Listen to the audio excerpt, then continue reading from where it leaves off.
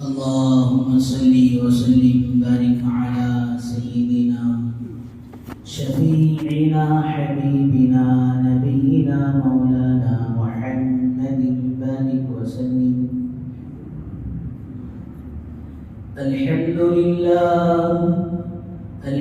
لله نحمده ونستعينه ونستغفره ونؤمن به ونتوكل عليه ونعوذ بالله من شرور أنفسنا ومن سيئات أعمالنا. من يهده الله فلا مضل له ومن يضلله فلا هادي له. ونشهد أن لا إله إلا الله وحده لا شريك له. ونشهد أن سيدنا وسندنا مولانا محمدا عبده ورسوله. أما بعد فأعوذ بالله من الشيطان الرجيم. بسم الله الرحمن الرحيم. ألف لام را كتاب أنزلناه إليك لتخرج الناس من الظلمات إلى النور. وقال رسول الله صلى الله عليه وسلم: خيركم من تعلم القرآن وعلمه، أو كما قال عليه الصلاة والسلام. رب اشرح لي صدري ويسر لي أمري واحلل عقدة من لساني يفقه قولي. اللهم صل على سيدنا محمد وعلى آل سيدنا محمد بارك وسلم في كلام أولنا. اللهم صل على سيدنا محمد وعلى آل سيدنا محمد بارك وسلم في أوسط كلامنا. اللهم صل على سيدنا محمد وعلى آل سيدنا محمد بارك وسلم في آخر كلامنا. بزرگان محترم و معزز سامعین کرام، اللہ جل جلالہ عم نوالہ کا احسان کرم فضل ہوا کہ اللہ تبارک و تعالیٰ نے ہم سب کو اپنے گھر تک آنے کی توفیق نصیب فرمائی اور کچھ دین کی باتیں کہنے اور سننے کی توفیق و سعادت نصیب فرمائی. درود و سلام نازل ہو آقا مدنی تاجدار مدینہ احمد مجتبی محمد مصطفیٰ وجہ کائنات محسن انسانیت محمد عربی صلی اللہ علیہ وسلم کے ذات عالی پر. بزرگ دوستو، گزشتہ چند جمعوں سے حضور اکرم صلی اللہ علیہ وسلم کی سیرت کے عنوان پر چند باتیں سامنے آتی رہی. اللہ کے نبی صلی اللہ علیہ وسلم کے بہت سارے حقوق اس امت پر ہیں. اس میں سے آخری حق یہ بیان ہوا تھا کہ سرکار دو عالم صلی اللہ علیہ وسلم پر کثرت درود شریف کا اہتمام کریں. سلسلہ جاری رہتا، لیکن آج ماشاءاللہ آپ سبھی حضرات جانتے ہی ہوں گے مدرسے مہاجر کے 2 طلبہ آج بعد نماز جمعہ اپنا آخری سبق آپ سبھی حضرات کے سامنے سنا کر حفظ قرآن کی تکمیل کی سعادت سے مالا مال ہوں گے. اسی لیے مناسب ہے کہ قرآن مجید کے عنوان سے چند باتیں ہو جائیں تاکہ اللہ کے کلام کی محبت ہمارے دلوں میں پیدا ہو جائے، اللہ کے کلام سے ہمیں عشق ہو جائے، اللہ کے کلام پر ہم عمل کرنے والے بن جائیں، خود اللہ کے کلام کو پڑھنے والے اور اپنے بچوں کو پڑھانے والے، قرآن کی دولت سے مالا مال کرنے والے اللہ پاک ہم سب کو، پوری امت کو اس کی سعادت نصیب فرما دے۔ بہرحال بزرگوں، دوستوں، حضرات علماء نے لکھا ہے چند چیزیں ایسی ہیں کہ ایمان والے کا کبھی اس سے جی نہیں بھرتا ہے۔ ایک آسمان کے ستاروں کو ساری زندگی آپ دیکھتے رہیں، اس کی چمک دمک، اس کی نورانیت، اس کی روشنائی، آدمی اس سے بور نہیں ہوتا۔ اسی طرح حضرات علماء نے لکھا ہے کہ دوسری چیز پانی اللہ کی طرف سے ایک ایسی نعمت ہے کہ ساری زندگی پانی کو استعمال کرتا ہے، پانی پیتا رہتا ہے، لیکن پانی سے کبھی بور نہیں ہوتا۔ 50 سال زندگی پانی پی کو گزار لیا، بقیہ زندگی کولڈ ڈرنکس پی کو گزار لیتا ہے، بلکہ آدمی ڈرتا ہے اس سے۔ بالخصوص کرونا آنے کے بعد تو بہت زیادہ ڈر ہو گیا ٹھنڈے سے، اور پھر اس موسم میں کوئی دینا چاہے تو بھی لینا اور پینا پسند ہی کرتے، لیکن کھانے کے بعد وہی کھانا دوسرے وقت میں ملے، دوسرے دن ملے، آدمی اگتا جاتا ہے، لیکن پانی ایک ایسی نعمت ہے کہ آدمی اس سے اگتا نہیں جاتا۔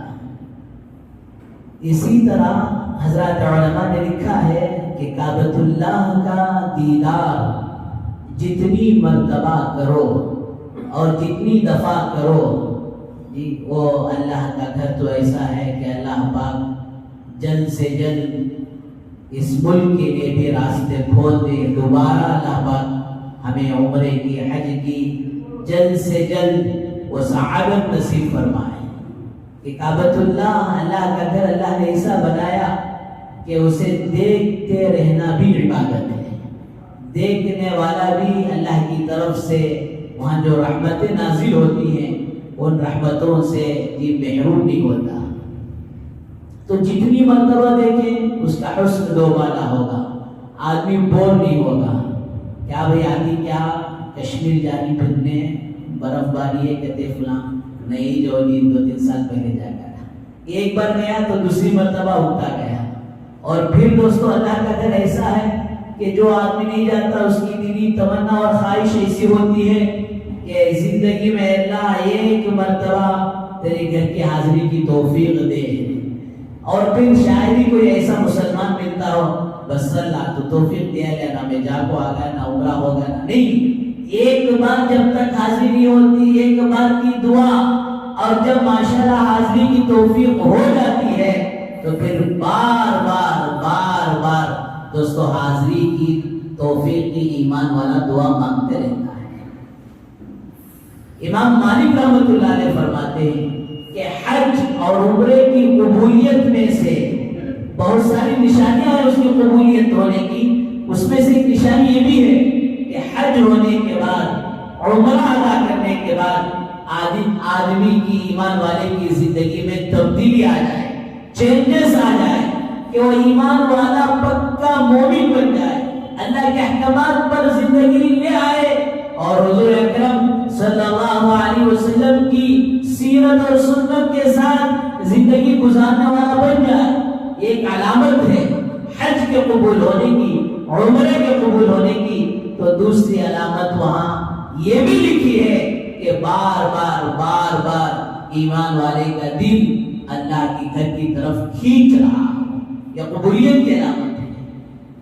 3 چیزیں ہو گئی۔ چوتھی چیز دوستو یہ اللہ کا مقدس کلام ہے کہ جتنی مرتبہ پڑھو، ساری زندگی پڑھو۔ قرآن مجید تراویح میں یہ ہر سال سنا جاتا ہے اور وہی قرآن سنا جاتا ہے۔ فرمایا کہ کبھی اس سے دل اگتا نہیں جاتا. یہ اللہ کا کلام ہے. اللہ کرے کہ اللہ پاک ہم سب کو اس کلام کی عظمت کو سمجھنے کی توفیق نصیب فرمائے, اس کلام کی اہمیت کو سمجھنے کی توفیق نصیب فرمائے, اس کی طاقت کو سمجھنے کی توفیق نصیب فرمائے. قرآن کہتا ہے لو انزلنا هذا القرآن على جبل, اگر اس کلام کو پہاڑ پر اتارا جاتا لَرَأَيْتَهُ خَاشِعًا مُتَصَدِّعًا مِنْ خَشْيَةِ اللَّهِ. تو پہاڑ بھی دوستو کلام کے ثقل کو, کلام کے بوجھ کو برداشت نہ کرتے ہوئے ریزہ ریزہ ہو جاتا. وہ اللہ کا کلام, یہ اللہ معاف فرمائے, ہم نے اس کی اہمیت کو, اس کی عظمت کو دوستو سمجھنے کی کوشش ہی نہیں کی. بڑا دکھ ہوتا ہے, بڑا درد ہوتا ہے دوستو. وہ میرا درد آپ حضرات کے سامنے میں کس کیفیت سے بیان کروں, کس انداز سے بیان کروں. زندگی کا ایک بڑا حصہ گزر جاتا ہے, لیکن دوستو اللہ کے کلام کو چھیننے کی توفیق نہیں ہوتی. اس لیے ان معزز اور مکرم مجالس کی برکت سے اور پھر ان حفاظ کرام کی اس تکمیل کے موقع پر آپ سب دل و جان سے ارادہ کریں. پڑھنے آتا کی نہیں کی وہ الگ بات, پڑھے کی نہیں کی وہ الگ بات, یہ ساری چیزیں ایک طرف رکھو. اللہ کے کلام کو اٹھانے میں کیا دقت ہے؟ کوئی مولوی صاحب بولی کیا, کوئی حضرت بولی کیا, پڑھنے آئے تو چھیو لوگوں. ایسا نہیں ہے دوست. اللہ کے کلام کو کھولو, چھینا شروع کرو, اس کو دل سے لگانا شروع کرو. حضرت عمر فاروق رضی اللہ عنہ جیسے جلیل القدر صحابی 17 جگہ قرآن مجید میں ایسی آیتیں ہیں. حضرت عمر عرش فرش پر چاہتے, ارادہ کرتے, اللہ پاک عرش سے فیصلے کرتے, آیتیں نازل کر دیتے. وہ حضرت عمر اس کلام کو اپنے سینے سے لگاتے اور کہتے ھذا کلام ربی, ھذا کلام ربی, یہ میرے رب کا کلام ہے, یہ میرے رب کا کلام ہے. ایسا نہ ہو دوستو دنیا سے مر کر, زندگی ختم ہو کر ہمارے انگوٹھوں کو باندھ دیا جائے, کفن پہنا دیا جائے, اعلان ہو جائے کہ فلاں آدمی فلاں کا انتقال ہو گیا ہے, اور اللہ کے کلام کو ہم چھیے بغیر دنیا سے چلے جائیں. اس لیے بزرگ دوستو اس کلام کو سینے سے لگاؤ, اس کلام کو کھولو. یہ اللہ کا کلام ایسا ہے کہ جو اللہ کے کلام کو پڑھتے ہوئے کوئی پڑھ رہا ہے اور کوئی اسے جو غور سے سن رہا ہے, یہ ایک میگنیٹ کا حصہ رکھتا ہے. میگنیٹ لوہے کو جس طرح اپنی طرف تیزی سے کھینچتا ہے, اللہ کے کلام کے سننے والوں پر, پڑھنے والے اپنی جگہ, سننے والوں پر اللہ کی طرف سے رحمتیں نازل ہوتی ہیں. قرآن کہتا ہے 9ویں پارے کی آیت وَإِذَا قُرِئَ الْقُرْآنُ فَاسْتَمِعُوا لَهُ وَأَنصِتُوا لَعَلَّكُمْ تُرْحَمُونَ. جب اللہ کا کلام پڑھا جائے تو غور سے سنو, اس سننے پر اللہ کی طرف سے تمہارے اوپر رحمتیں نازل ہوتی. سننے پر اگر رحمتیں ہیں تو پڑھنے پر اللہ کی طرف سے کیا ملتا ہوگا. اللہ کے کلام کو کھولو. اللہ کا کلام کوئی معمولی چیز نہیں ہے. علماء نے لکھا ہے کلام الہی دیدار الہی ہے. اورنگزیب رحمۃ اللہ علیہ کا زمانہ تھا, ایران کے کوئی شاعر ایک شعر لکھنا چاہ رہا تھا. 2 سینٹنس ملا کر ایک شعر بنتا ہے. مثال کے طور پر دنیا کیا ہے مسافر, منزل تیری قبر ہے, ایک سینٹنس ہے. طے کر رہا ہے جو تو 2 دن کا یہ سفر ہے. یہ دونوں ملا کر ایک شعر بنتا ہے. تو ان کے شاعر کوئی شعر لکھنا چاہ رہے تھے, ایک سینٹنس لکھے تو دوسری لائن دوسری سطر اسے ملانے نہیں آتا. بڑے شعراء بیٹھ کر غور کیے, کوشش کی, نہیں ہو سکا. تو پھر آخر میں انہوں نے اورنگزیب رحمۃ اللہ علیہ کا زمانہ تھا، یہاں جو خط بھیجا کہ ہندوستان میں کوئی آدمی جانتا ہے تو اس شعر کا مصرع جوڑ کر، دوسری لائن جوڑ کر، دوسرا سینٹینس جوڑ کر یہ ہمیں جو ہے بھیجے۔ اورنگزیب رحمۃ اللہ علیہ پریشان تھے۔ اورنگزیب رحمۃ اللہ علیہ کی جوان بیٹی تھی، اس نے باپ کی پریشانی دیکھ کر پوچھا ابا کیا بات ہے؟ کہا بیٹا ایران سے خط آیا ہے، فلاں مسئلہ ہے۔ تو بیٹی اٹھائی اور اس شعر کا جواب فوراً جو ہے لکھ کر، اب اس میں اس کی تفصیل میں جانا نہیں ہے، تو لکھ کر جو ہے اسے وہ روانہ کر دیا۔ جب ایرانیوں نے دیکھا کہ جو ایرانیوں کے دل و دماغ میں بات نہیں آ رہی تھی، ہندوستان کے بادشاہ کی ایک بیٹی بھیجی ہے، وہ کتنی ذہین ہوگی، وہ کتنی عقل مند ہوگی، وہ کتنی ہوشیار ہوگی، وہ کتنی چالاک ہوگی، اسے ایران بلاؤ تاکہ ہم اسے دیکھیں گے، اس کا دیدار کریں گے۔ پٹالا سن کا خوش ہے کہ ہاں ہمنا بھی ایسا موقع مل سکتا ہے، کیا دیدار کہاں جی؟ جتنے ہندوستان کے بادشاہ گزرے ہیں اس میں اللہ والے بادشاہ تھے حضرت اورنگزیب رحمۃ اللہ علیہ۔ تو پھر پریشان تھے، بیٹی پوچھا ابا کیا بات ہے؟ بیٹی تو ان کی پریشانی دور کی اور انہوں نے تجھے پریشانی بتائی، تجھے بلانا چاہ رہے اور تو جوان بچی ہے، پردے کا مسئلہ ہے۔ دوستو آج اللہ معاف فرمائے کہ آج ہم نے پردے کو بھول گیا، 2-4 روپیوں کے خاطر، 2-4 پیسوں کے خاطر برا نہ مانے۔ وَمَا مِن دَابَّةٍ فِي الْأَرْضِ إِلَّا عَلَى اللَّهِ رِزْقُهَا، تمام روئے زمین کے لوگوں کی روزی کی ذمہ داری اللہ تعالیٰ نے لی ہے اور اللہ تعالیٰ روزی پہنچا کر ہی رہیں گے۔ اور جب تک آدمی اپنی روزی کا آخری دانہ نہ کھا لے، اپنی زندگی کا آخری گھونٹ پانی کا نہ پی لے، تب تک موت کا فرشتہ اس کی روح بھی نہیں لے گا۔ لیکن آج چند پیسوں کے خاطر اور چند جو ہے خواہشات کے پیچھے پڑ کر آج ہماری عورتیں بے پردہ ہو رہی ہیں۔ تو اورنگزیب رحمۃ اللہ علیہ کہ بیٹی کا پردے کا مسئلہ تھا تو اس نے کہا ابا پریشان ہونے کی ضرورت نہیں، میں ان کو جواب دیتی ہوں۔ پھر اس نے ایک شعر لکھا، میں اپنے کلام میں ایسی مخفی ہوں، کلام بولے تو اسی رائٹنگ میں ایسی مخفی ہوں، ایسی چھپ کر ہوں جیسے گلاب کی خوشبو گلاب کے پتوں میں چھپی ہوئی ہوتی ہے۔ گلاب کی خوشبو تو آتی ہے لیکن خوشبو کیسی ہے، لال ہے، پیلی ہے، اجلی ہے، اس کی کیا کیفیت ہے وہ نظر نہیں آتی، خوشبو تو آتی ہے۔ تو پھر وہ آگے لکھتی ہے میں اپنے کلام میں ایسی مخفی چھپی ہوئی ہوں جیسے گلاب کی خوشبو گلاب کے پتوں میں چھپی ہوتی ہے۔ جو مجھے دیکھنا چاہے، جو میرا دیدار کرنا چاہے، وہ میرے اس کلام کو دیکھ لے، میرے اس رائٹنگ کو دیکھ لے۔ پھر آگے علماء لکھتے ہیں کہ جو اللہ کو دیکھنا چاہے وہ اللہ کے کلام کو دیکھ لے۔ کلام الہی، کلام الہی دیدار الہی ہے۔ دوستو یہ کوئی معمولی کلام نہیں، یہ اللہ کا کلام کو دیکھنا اللہ کو دیکھنے کے برابر ہے۔ سہل بن عبداللہ دستگیر رحمۃ اللہ علیہ کے متعلق لکھا ہے، لوگوں نے ان سے کہا حضرت کیا بات ہے، آپ جنگل و بیابان میں ویران جگہ میں جا کر زندگی گزار رہے ہیں، آپ یہ آبادی میں آ جائیں، آپ کے مناسب لوگ ملیں گے، ان سے دوستی آپ کی ہوگی۔ حضرت نے کہا بھائیوں میں اکیلا کا رہتا ہوں، حضرت ہمیں تو دیکھتے ہیں کونٹی چھی اکیلے چھی اور پھر سوال کے اکیلے کا رہتا ہوں۔ تو حضرت کہتے ہیں جب مجھے میرے اللہ سے بات کرنے کا ارادہ ہوتا ہے تو میں نماز میں کھڑا ہو جاتا ہوں، جب اس کی باتیں سننے کا ارادہ ہوتا ہے تو اللہ کا کلام کھول لیتا ہوں، دم میں اللہ کے ساتھ ہوں، تم کیسے کہہ رہے ہو کہ میں اکیلا ہوں؟ تو بزرگوں دوستو بھائیوں، اللہ کے اس کلام کی قدر کو سمجھے، اس کی عظمت کو سمجھے، اس کی اہمیت کو سمجھے اور اللہ کے کلام کو سینے سے لگائیں۔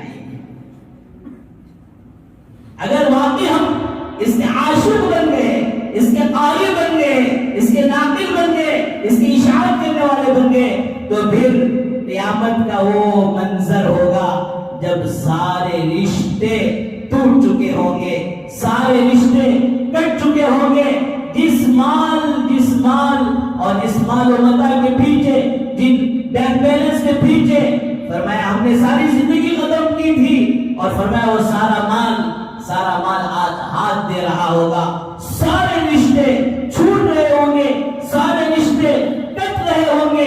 فرمایا کوئی اس دن دوستو ساتھ نہیں دے گا۔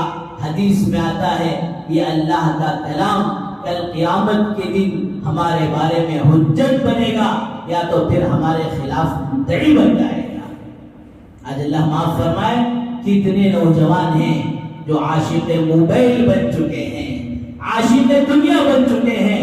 کاش دوستو وہی کچھ عشق کا حصہ اس اللہ کے کلام کے ساتھ ہو جاتا، وہی کچھ حصہ اللہ کے کلام کے ساتھ اسے سیکھنے میں، سمجھنے میں، اس کی تلاوت میں، اس کی اشاعت میں ہو جاتا۔ اس لیے حضرات علماء نے لکھا ہے کہ قرآن مجید کے 4 حق ہیں۔ ایک حق تو اس کا یہ ہے کہ اس پر ایمان لایا جائے، اور پھر اس کا دوسرا حق ہے کہ قرآن مجید کو صحیح معنی میں تجوید و ترتیل کے ساتھ پڑھے۔ قرآن کہتا ہے وَرَتِّلِ الْقُرْآنَ تَرْتِيلًا، قرآن مجید کو صحیح معنی میں تجوید کے ساتھ، اس کے مخارج کے ساتھ، اس کے صفات کے ساتھ صحیح ادا کرو۔ اللہ کے کلام کو پڑھنا صحیح تجوید کے ساتھ قرآن کا حق ہے۔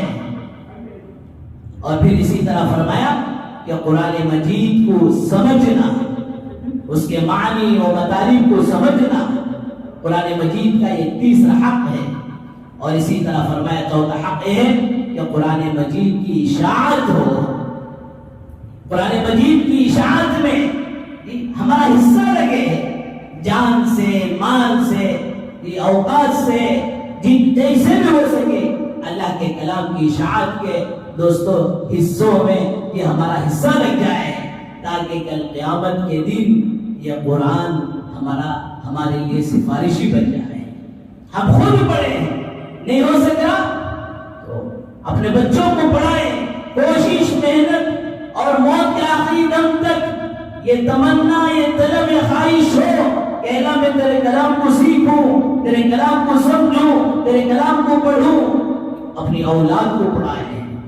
اور پھر دوستو آخری درجے میں اولاد بڑی ہو چکی ہے، کسی غریب کی کفالت کر لیں، تاکہ اس غریب کی کفالت کی وجہ سے ہمیں بھی دوستو قرآن مجید کی اپنی اولاد کو حفظ کرانے کے برابر اجر و ثواب مل جائے۔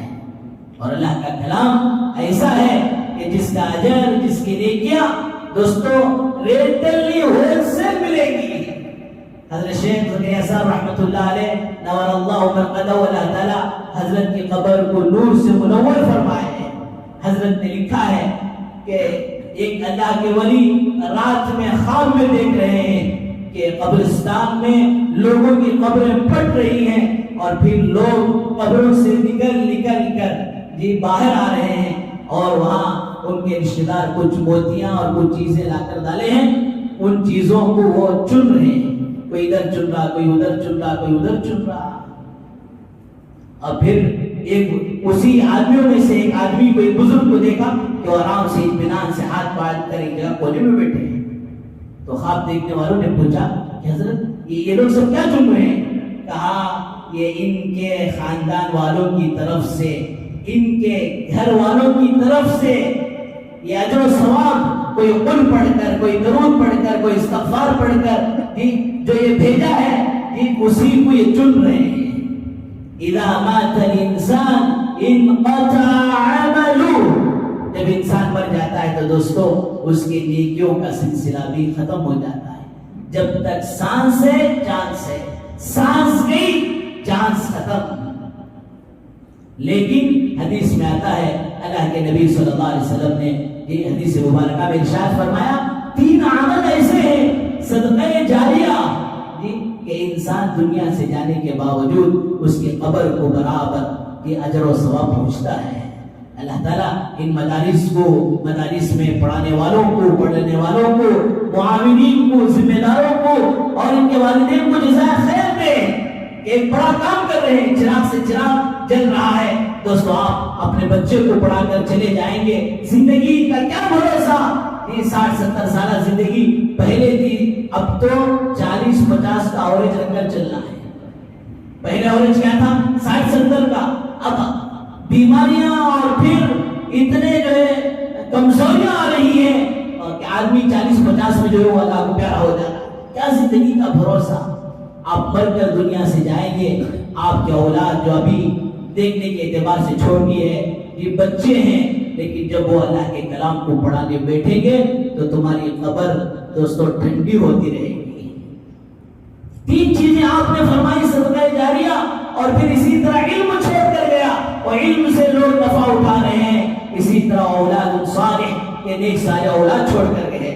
تو فرمایا ہم قبر میں یہ پڑے رہیں گے، ہماری اولاد کوئی نیت نہ کرے اللہ یہ جو میں پڑھ رہا ہوں اس کا ثواب میرے باپ کو پہنچا، کوئی ضرورت نہیں، اپنی نیک ساری اولاد کا ہر عمل باپ کی قبر کو برابر پہنچتا رہے گا۔ تو اس بزرگ کو پوچھا آپ کی نہیں چن رہے، آپ کے گھر والے کیا بھی نہیں بھیج رہی؟ تو بزرگ کہنے لگے یہ سب جو ان کے گھر والے بھیج رہے رینٹل طور پر، چلر طور پر یہ چھوٹے چھوٹے عمل بھی چن رہے ہیں، اور مجھے ہر دن ماشاءاللہ میری قبر کو ہول سیل اجر پہنچتا ہے۔ پوچھا ہول سیل کیا ہے؟ میرا بیٹا حافظ قرآن ہے، الحمدللہ میں نے اسے حافظ بنایا، اور پھر ماشاءاللہ وہ ایک فلاں جگہ حلوے کا دکان رکھا ہے، اور ماشاءاللہ وہ تجارت کرتے کرتے روزانہ قرآن مجید کا یہ قرآن مجید پڑھ کر مجھے ثواب پہنچاتا ہے۔ تو یہ چیلر چیزیں میں نہیں چن رہا ہوں، دیکھا اپنا اجر قرآن کا۔ تو یہ خواب دیکھنے والے دوسرے دن اٹھ کر یہ اس دکان پر جا کر تلاشی لیتے ہیں، تو واقعی ایک نوجوان خوبصورت باشرح ماشاءاللہ تجارت بھی کر رہا ہے، زبان بھی جاری ہے، ہونٹ بھی ہل رہے ہیں۔ پوچھا بیٹا یہ ہونٹ ہل رہے ہیں کیا ماجرا ہے؟ کہا حضرت میں حافظ قرآن ہوں، اور ہمارے والد محترم کا انتقال ہو گیا، میں بزنس کرتے کرتے روزانہ یہ قرآن مجید پڑھ کر ہمارے والد کے لیے ایصال ثواب کرتا۔ پھر چند دنوں کے بعد وہی بزرگ خواب دیکھ رہے قبرستان میں، ساری قبریں پھٹے اور لوگ اٹھے، اور یہ بزرگ جو پہلے اطمینان سے بیٹھے تھے ہول سیل ان کو پہنچتا تھا، وہ بھی دوستوں اب چننے لگے ہیں۔ تو پوچھا کیا بات ہے؟ کہا میرا وہ جوان بیٹا جو مجھے قرآن پڑھ کر ایصال ثواب کرتا تھا، روزانہ یہ قرآن بھیجتا تھا، فلاں جگہ حادثے میں اس کا انتقال ہو گیا، تو آج میں بھی ان اجر کا محتاج ہو گیا۔ تو بزرگوں دوستوں بھائیو عرض کرنا یہ ہے کہ اللہ کے کلام کو سینے سے لگاؤ، اللہ کے کلام کو پڑھو، اور پھر اپنے بیوی بچوں کو پڑھاؤ، اور فرمایا اپنی زندگی میں، شاید میں نے اس سے پہلے بھی کہا ہوگا، حضرت قاری طیب صاحب رحمۃ اللہ علیہ جب حافظ ہوئے تو بڑی دعوت کیے، بڑے جو ہے ماشاءاللہ ان کے اہل خاندان جمع ہوئے اور بڑی خوشی کا جو اظہار کر رہے تھے، مبارکبادیاں چل رہی تھی، لیکن ان کے والد محترم حضرت قاری طیب صاحب رحمۃ اللہ علیہ کو بلا کر کہتے ہیں جی کہ بیٹا تیرے زندگی میں اس قرآن کا اعزاز بہت کچھ تو دیکھے گا، تیرے سامنے لوگ تالبی لا کر کھڑا کریں گے، بڑے بڑے مجمع میں اللہ تجھ سے کام لے گا، دین کی باتیں تو لوگوں کو پہنچائے گا، دین کا علم اپنے طلبہ کو دے گا، بڑی شان و شوکت ہوگی۔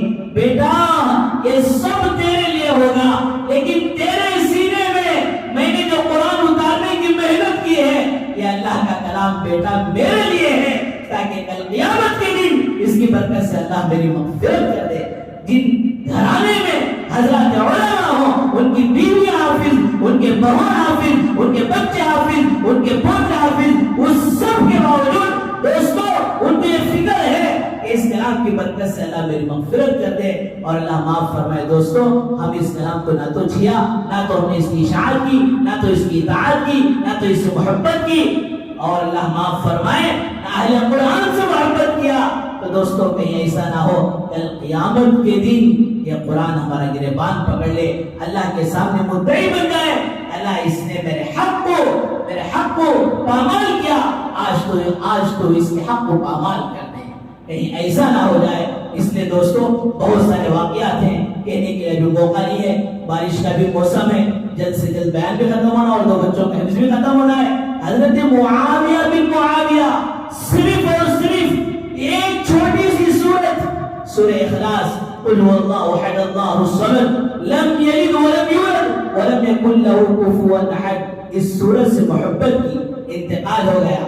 آپ صلی اللہ علیہ وسلم صحابہ کے ساتھ تبوک کے موقع پر ہیں، 500 کلومیٹر مدینے سے دور ہیں، لیکن جب ان کا انتقال ہوا تو سورج روزانہ شعاعیں اور روشنی لے کر آ رہا تھا، آج روشنی کی حد نہیں، بڑی تیزی سے روشنی پھیلی ہوئی ہے، اور پردے ہٹا دیے گئے، زمین مسخر کر دی گئی، اور جنازہ سامنے آ گیا، اور حضرات صاحب پوچھ رہے ہیں یا رسول اللہ صلی اللہ علیہ وسلم معاویہ کا اعزاز و اکرام آج کس بات پر ہو رہا ہے؟ آپ صلی اللہ علیہ وسلم فرما رہے ہیں کہ معاویہ سورہ اخلاص سے محبت کی کثرت سے اسے پڑھتے تھے، جس کی بنیاد پر اللہ تعالیٰ اس کے ساتھ اعزاز و اکرام کا معاملہ کرے۔